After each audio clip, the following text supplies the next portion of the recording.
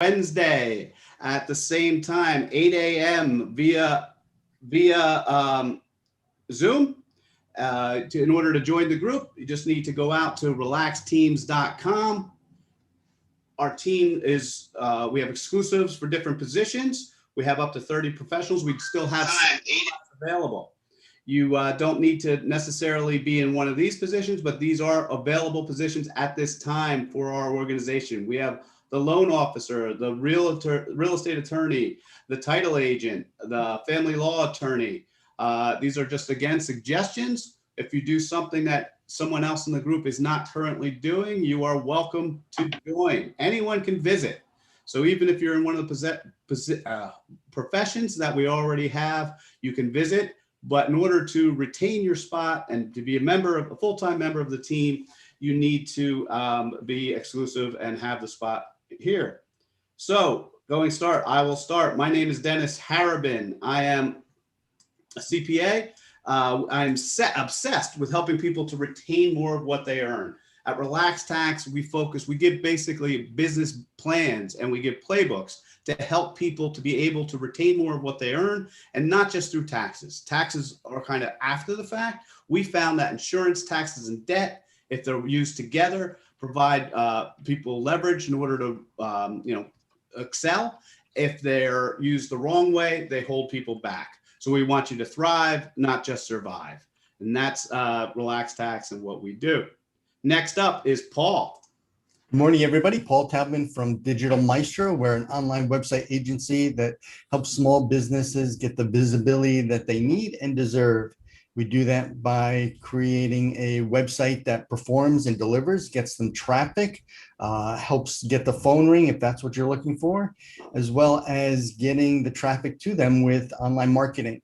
So, for example, we'll have websites that we'll talk to clients and customers and find out what they're looking to do. So as I mentioned before, if they want the phone to ring, great. That's what we'll concentrate the website on. If they're looking to build an email list so that they can do email marketing, that's what we do as well. So Paul Taubman from Digital Maestro, where we harmonize your online strategy.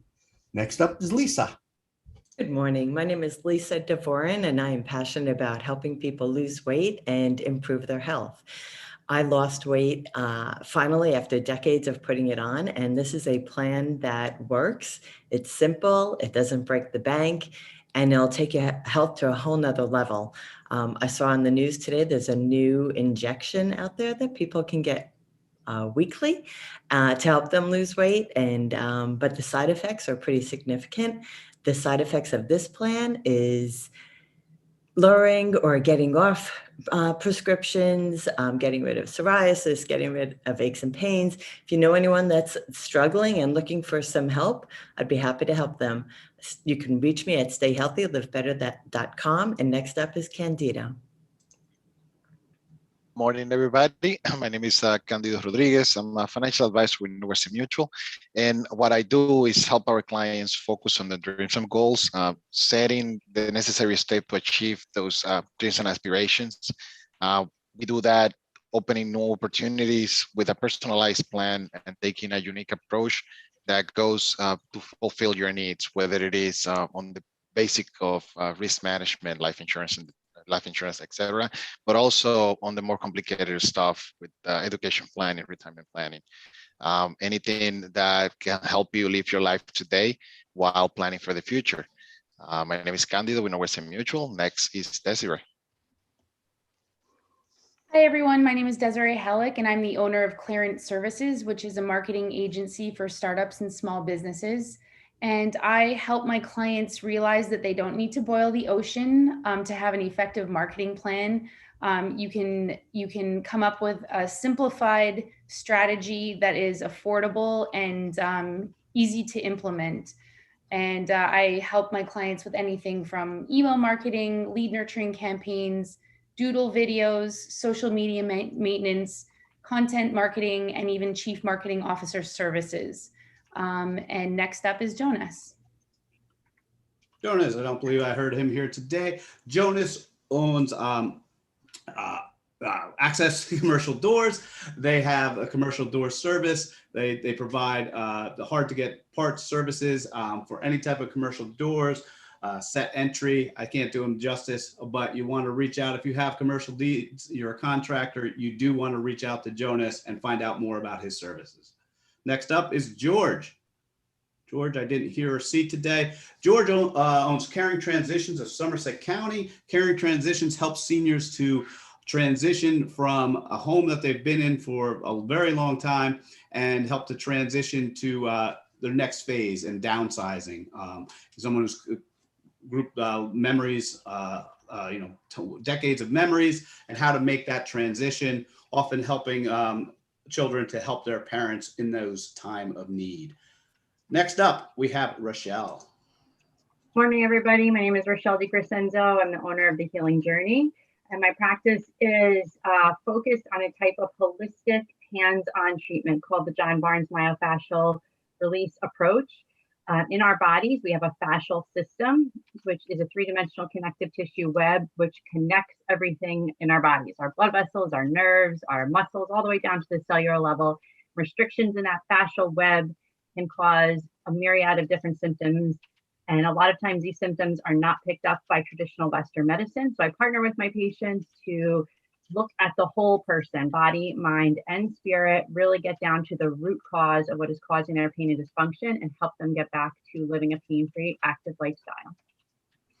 Tracy is not here today. I know she will be featured tomorrow on one of our presentations about getting into and getting out of marriage. She is a functional life coach, nutrition, and lifestyle coach. Next up, we have Alana. Did I see her today? She is not here today. I know Alana is very busy going with her Center Cut Pilates, are opening their studio, reopening a studio in Main Street, Clinton, New Jersey, right on Main Street, Alana. Next up, we have Randy.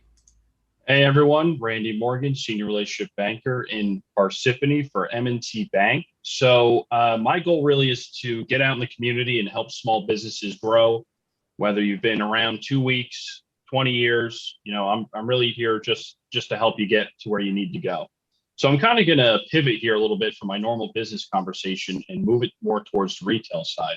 So one question I'll leave with everybody is, has anybody here paying fees on their checking account, or have they really thought about what are they really getting the most out of their banking account? Do they just go in, use the app, and they're done? Are you really getting the most out of your checking account is the question I want to leave with. Randy Morgan, M&T Bank, Parsippany. Next up, Jeannie.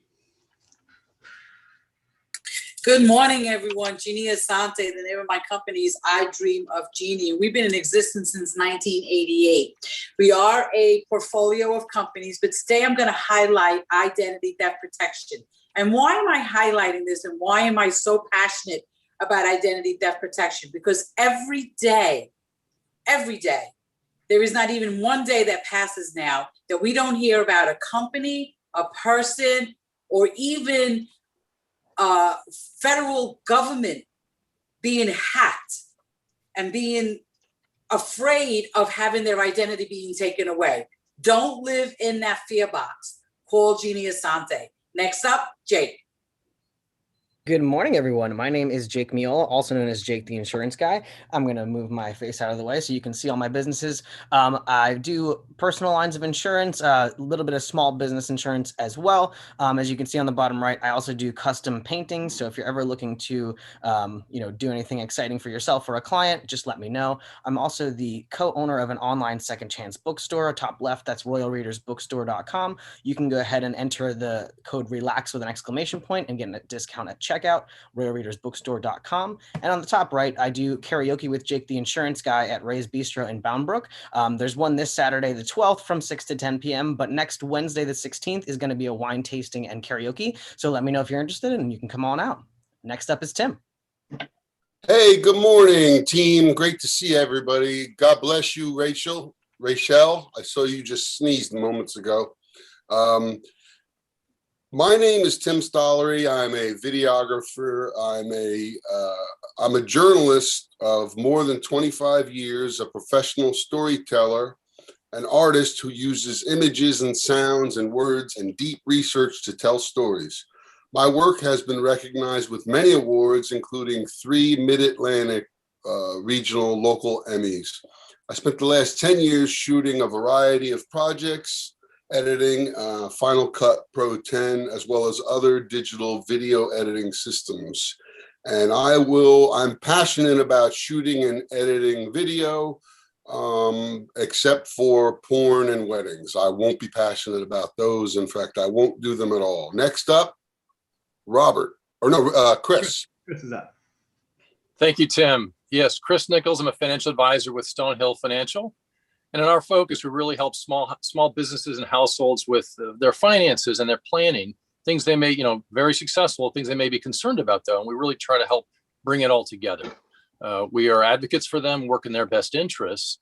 And on the investment side, certainly it's retirement planning, college planning, how to minimize taxes and estate planning. We also offer protection strategies, whether it's life insurance, disability, or long-term care insurance. So a very comprehensive plan when we get to know our clients and very custom. Again, Chris Nichols, financial advisor, Stonehill Wealth Management. And next up is Robert. Good morning, everybody. Robert Bura, your local friendly neighborhood public adjuster, your public advocate, here to teach you all the dirty little secrets the insurance company doesn't want you to know. We are in summer severe weather, lightning storms, heat, reflections off of glass from your neighbor's house melting your siding. People have no clue on all the things that could potentially be insurable losses. I just had an air conditioning problem with my air conditioning from a power surge from lightning, and I'm getting my air conditioning system replaced by my insurance company because I understand my rights. Let me help you understand your rights. Everything I do is free for you. Thank you.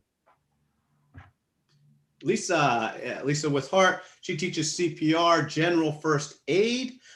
She's not available here today, but if you need someone, reach out to Lisa with Heart. If you need to have a class, you need your organization needs people certified, excellent in CPR certification.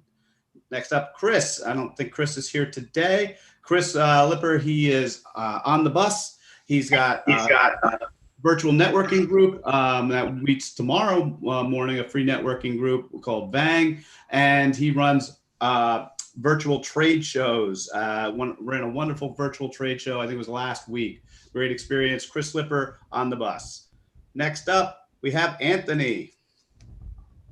Hello, good morning, everyone. My name is Anthony Guzman with USI Insurance Services. And what we do at USI is we help small businesses with capital efficient insurance. USI, we are the second biggest private broker in the United States. And what we do is we have a local approach with the national resources. And what we do with the rising cost of insurance, especially primarily commercial insurance, our holistic risk management strategy is really important for a long-term strategy for your business. What we do is we use our analytical data and resources to come in with the strategy, but it's not all numbers and formulas. We actually come in and have a local approach. We understand the needs of the local business. Up next is Jonathan. Hey, morning, everyone. Good to see you all. My name is Jonathan. I am passionate about helping businesses automate their processes and transition their current business to the cloud, to business on a browser. We focus on maximizing the use of your Google Workspace. There are tons of synergies and efficiencies that most people don't realize when working within the Google Workspace. So we help bring businesses onto the Google Workspace. We show them the art of the possible, all of these amazing things they can do. We help them implement it, and then we are here for ongoing support to transition them. And on a side note, my little girl just started saying "dada," so that's a pretty exciting week for me so far. So. Congratulations, sir. All right, next up, Erin. Hi, everyone. I'm Erin. I'm a residential realtor. I'm with Keller Williams out of Morristown. And I service most of northern and central New Jersey, any kind of real estate needs that you or anybody you know may have. I have experience with first-time buyers, sellers, investors and flippers, things like that. So it's my experience, it spans all categories practically at this point, I think. So if you have any needs, if you know anybody that might need a realtor, or somebody that might be thinking about listing their home and just wants to get an idea of what's going on in this crazy real estate market, definitely give me a call. I'd love to talk to them. I can explain what's happening, what they can anticipate if they're going to list their home or if they're looking to buy something. And I'd be happy to help anytime. Thank you, guys. Next up is Matt. Hi, everyone. My name is Matt, and I'm a student ambassador for Project Scholarship. And Project Scholarship is a nonprofit organization that helps students move from classroom to career with little to less debt. And by completing a profile with Project Scholarship, students have the opportunity to show off their skills and complete employer projects for a micro scholarship. And also students can have the opportunity to network with the employers. And our goal for next year is to operate as much as possible by students for students. And next up is Elizabeth. All right, thank you, Matt. Elizabeth, self-development coach, helps with individuals, particularly within public speaking. She's not in and available here today. So with that, we will stop sharing and I will turn over the controls to the ever popular, his presentations are always entertaining, Mr. Paul Talman. All good, sir. I think you introduced the wrong person. So actually, there's similar to last time, there's no real presentation because I want to talk about something a little bit different than normal. So thanks for letting me speak about this. As I mentioned earlier, my name is Paul Taubman. My company is called Digital Maestro. We do websites, we do online advertising. We go the gamut. We actually offer courses and a membership where folks who like to do things themselves, the DIYers, we actually just go through a whole bunch of questions and anything that people want to do on their website, they want to do it themselves, we answer it. So we're kind of like a support system, training system, and just get people the assistance that they need. On the complete opposite end, we have clients that go, you know what, just build our website, get us traffic. We want to do what we do, our core competency of whatever that is, and you handle all the website stuff. So with that in mind, I've talked about in the past things that your website needs, things that you should do. Maybe it's email marketing, discussed all those things. Well, today I'm going to kind of take a little contrarian approach. And I don't usually like to talk about the negatives, but I want to talk about 5 things that your website should not do. Okay, so this is a little different. So if you find yourself doing these things, don't put your head down in shame. It's okay. A lot of people have gone through this. Some of these are going to seem very basic, like, yeah, of course, but I want to give you some extra information about it so you realize why it's something that you shouldn't do. Okay, so the first one, you're going to go, of course, your website should not look unprofessional, right? That seems simple and basic. You can go, yeah, I want something that's professional looking. However, there's a lot of websites out there for small businesses that people have done it themselves. And as I said, we support people like that. We don't look to take business, to do business with them to kind of make things better. But if you're doing it yourself, think about, have you ever done a home project? Maybe you put down your own flooring, or maybe you redid a wall in your bedroom. I know when I've done that, especially the first time, god awful, right? But the more I practice it, if I had to do a second room to put the floor down, things got a lot better. Most of the time when people are building their own website, it doesn't come out as good as it can look. And it's not until you do it a few times, which is going to take away time and effort from what you're doing with your core competency of your business, that you might want to just have somebody take a look at and say, hey, let us help you. Or look at some of the other platforms, you see them on TV all the time where you can build a website in a day or in an afternoon. Those are good. They usually get you about 80 to 90% of the way there, but just keep tweaking things and you can do that. Okay. The next thing, and I've seen this out there, is people are still have Flash animation on their website. right? So Flash is something where today, if you go to your website, it'll say, it looks like a little puzzle piece and it says, you know, do you want to install Adobe Acrobat or something? Flash was actually cut off, discontinued, no longer supported. And that's why you get that little puzzle piece looking thing in December of 2020. So if your website still has that, you should take it off, replace it with an image, or there's other techniques and things you can do to make it look like it's animation. But if your website has that, it's definitely not showing up properly. And the content that was showing perhaps is not available to anybody. So people are going to be missing out on that information that you think that you're providing for them. Okay. This next one's a little bit more technical, but it's definitely important. Did you know that every image that you put on your website, behind the scenes, it can have and should have what's known as an alt tag, an alternate tag? Now, what this is for folks who are visually impaired and actually hook up machines to literally read a website for them. When the machine comes across an image, it's going to use that descriptive text to describe that image to the visually impaired person. Okay. Accessibility is a huge factor that's coming up more and more important these days with websites. So you want to make sure you have that for them, as well as it's really good for your SEO, search engine optimization. So as long as your images have descriptive text, preferably if it has your keywords in it that people are searching for, that's going to give you a double bonus. So make sure you have those. Okay. Another thing that your website should not have are broken links. Right? So a broken link is just you have a link on your website somewhere and it goes to it and says page not found. Google, well, Bing, Yahoo, all the search engines, they see this as a negative factor on your SEO. So if you have a lot of broken links, they kind of assume that either the site is not being maintained properly, you don't know what you're doing, content has changed, and it's just a bad thing. Right?